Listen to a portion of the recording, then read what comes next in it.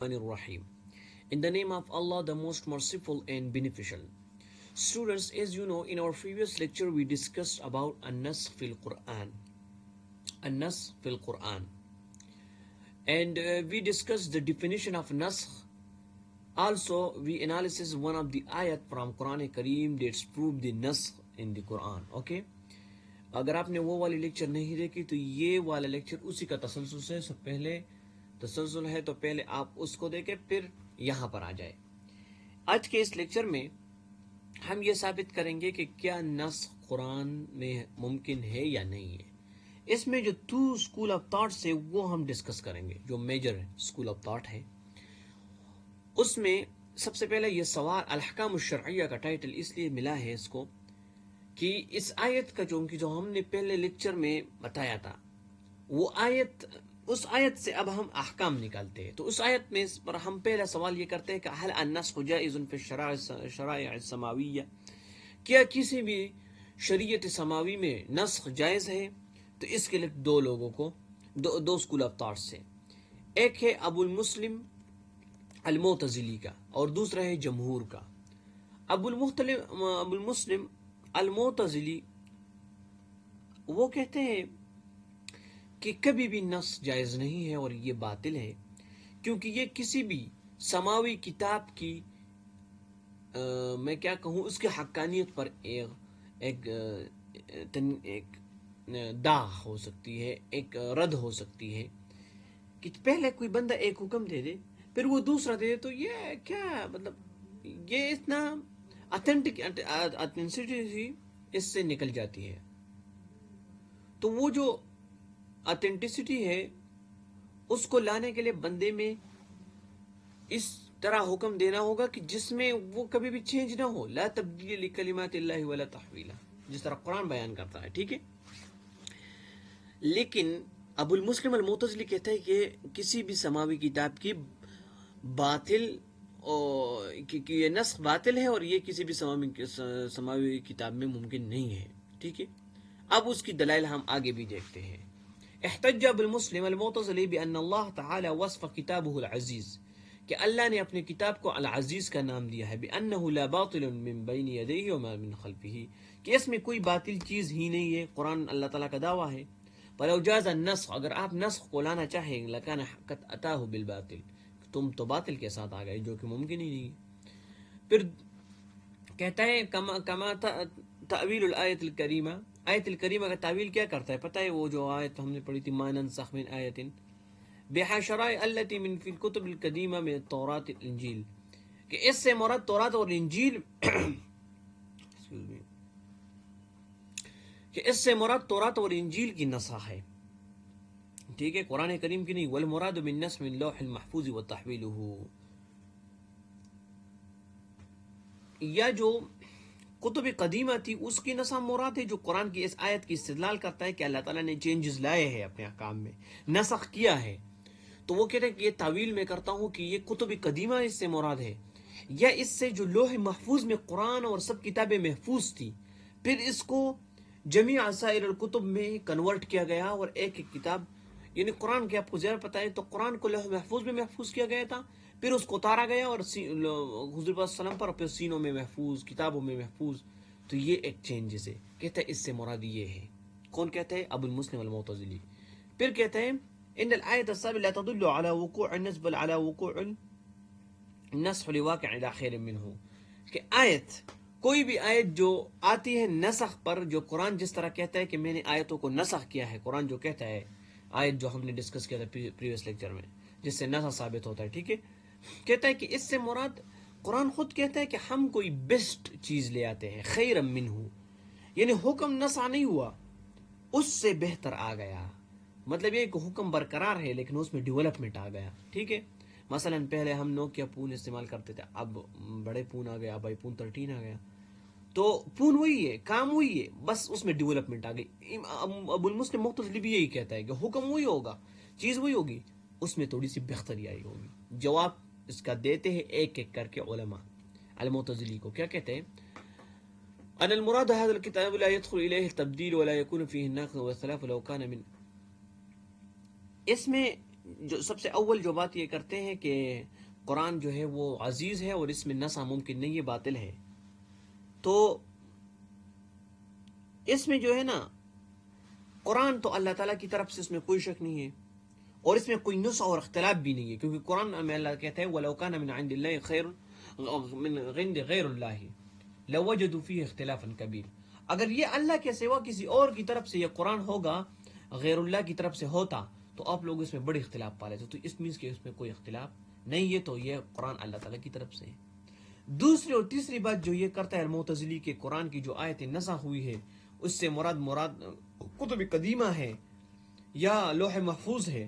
اور تیسری بات یہ کرتا ہے کہ اس سے جو چیزیں نسخ سے مراد یہ ہے کہ اس میں بہتری آئی ہے، ڈیولپمنٹ آئی ہے اس کے ساتھ. تو اس کا جواب کیا دیتے ہیں کہ یہ تو حجت نقص میں ہے، یہ تو بہت کمزور ہے، کیونکہ ایسے ایسے احکام نسخ ہوئے ہیں نا کہ جس میں بہتری نہیں، وہ پورے کے پورے چیز ہی چینج ہوئی ہے. جس طرح اللہ نے کہا کہ بیت المقدس کی طرف منہ موڑو، پھر کہنے لگے کعبہ کی طرف منہ موڑو، تو نسخ ہو گیا. اب المعتزلی سے کوئی یہ تو پوچھے کہ یہ جو آپ تو کہہ رہے تھے کہ بہتری آتی، یہ تو پورا حکم ہی چینج ہو گیا، یہ تو پورا حکم ہی چینج ہو. اللہ کہتا ہے کہ جس عورت سے پہلے کہتے تھے حکم یہ تھا کہ جس عورت سے اس کا شوہر پوت ہو جائے تو اس کو 1 سال عدت کرنی پڑے گی. اب کہتے ہیں کہ 40 کتنے 40 دن اور 4 مہینے اور 10 دن. تو 4 مہینے اور 10 دن یہ جو پورا حکم ہی چینج ہو گیا، 1 سال اور. تو اسی طرح یہ المعتزلی کی جوابات ہے کہ آپ نے کہا تھا کہ ڈیولپمنٹ آتی ہے، خیر آتا ہے، لیکن ادھر تو پورے حکام چینج ہوتے ہیں. آپ نے کہا کہ یہ تو حکم دیگر جو ہمارے کتابیں تھے قدیمہ تھی اس کے لیے ہے، لیکن یہ تو قرآن میں بھی ثابت ہے.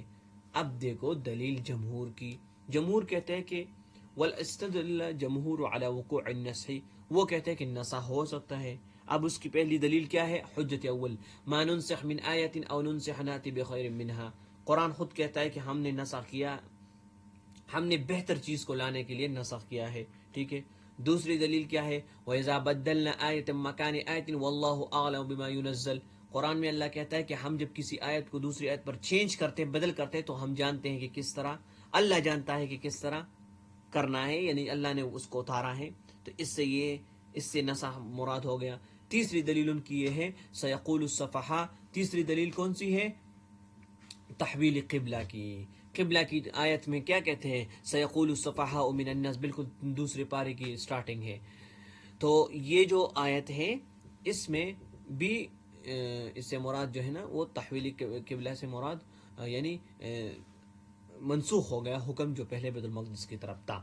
اور یہ حکم بالکل نماز کے دوران ہی آ گیا تھا، جو صحابہ نے اس پر عمل کیا تھا، انہوں نے اعتراض نہیں اٹھایا تھا. الحجت الرابع، چوتھی یہ ہے کہ ایک عورت سے اس کا شوہر پوت ہو جائے. الامر ان اللہ تعالی امر المتوفى عنها زوجها بالاعتداد حولا كاملا. تو وہ کامل حول من قول جل ذکر هو الذين يتوفون منكم ويذرون. اچھا، یہ اس آیت تھی کہ جس میں کسی عورت سے پہلے زمانے میں یہ حکم تھا کہ عورت سے اس کا شوہر فوت ہو جاتا تو وہ اس کے لیے 1 سال عدت میں گزرتی. اب یہ ہے حکم چینج ہو گیا اور 4 مہینے اور 10 دن ہو گئی. تو اسی طرح یہ بھی ایک حکم جو یہ ہمارے جمہور کے ساتھ دلیل ہے. اور دلیل الخامس یہ ہے کہ اللہ تعالیٰ نے پہلے یہ حکم دیا تھا ان یکن منکم 20 صابرون یغلبوا 200، کہ اگر تم میں 10 لوگ صابر لوگ ہیں، صبر کرنے والے، تو وہ 100 پر غالب آئیں گے. جہاد کا مسئلہ ہے. پھر اللہ نے سورۃ انفال کی آیت ہے الآن خفف اللہ، اب اللہ تعالیٰ نے تخفیف کر دی عنکم واعلم ان فیکم ضعفا. یہ دوسری آیت ہے کہ تم ضعف اور کمزوری دیکھ لی، یعنی ہماری جو ناقصی ہے وہ دیکھ لی. اور اللہ نے کہا کہ اب کیا ہوگا؟ 100 صابرۃ یغلبوا 200، کہ 100 لوگ جو ہوں گے نا صابر وہ 200 پر غالب آئیں گے. پہلے کہا تھا کہ 10 لوگ 100 پر آئیں گے، اب ہے 100 200 پر. تو چینج ہو گیا یہ حکم. تو جمہور کہتے ہیں کہ ہمارے ساتھ یہ 5 دلائل ہے، اس دلائل سے ہم ثابت کرتے ہیں. اور معتزلی اس کے پاس جو دلیل تھے اس ایک ایک کی رد ہم نے کر لی. ٹھیک ہے. اچھا اب ایک اور چھوٹا سا مسئلہ ڈسکس کرتے ہیں پھر اینڈ کرتے ہیں. قرآن میں نسخ کی اقسام کتنی ہیں؟ تو نسخ کی 3 اقسام ہیں. نسخ تلاوت والحکم معا. ایک ہو جاتا ہے جو تلاوت بھی منسوخ ہو جاتی ہے، نکالا جاتا ہے تلاوت کو، اور حکم بھی جاتا ہے. ایک ایسی نسخ ہے جس میں تلاوت منسوخ ہو جاتا ہے لیکن حکم اس کا باقی رہتا ہے. اور تیسری وہ قسم ہے جس میں نسخ حکم بھی آتا ہے، حکم چینج ہو جاتا ہے اور اس کی تلاوت باقی رہتی ہے. اب دیکھو نسخ الآیت تلاوت والقرآن والحکم معا، اس سے مراد کون سا ہے؟ اس سے یہ ہے کہ جب تلاوت اور قرآن حکم دونوں ایک ساتھ نسخ ہو جائے، قرآن سے بھی اس کو نکالے کاٹ کر لے جائیں، ختم کر دیں، فلا تجوز قراءتها، تو اس کی قراءت جائز نہیں ہے، ولا عمل بها، اور اس پر عمل کرنا بھی جائز نہیں ہے. جس طرح حضرت عائشہ کا ایک قول ہے رضی اللہ عنہ کہ كان فيما نزل من القرآن، قرآن میں آیا تھا 10 رضعات معلومات يحرمنا، کہ اگر کسی بندے نے 10 گونٹ دودھ پی لیا کسی عورت کا، تو اس کی رضاعت کسی بچے نے 10 گونٹ دودھ پی لیا کسی عورت کا، تو اس کی رضاعت ثابت ہو جاتی ہے.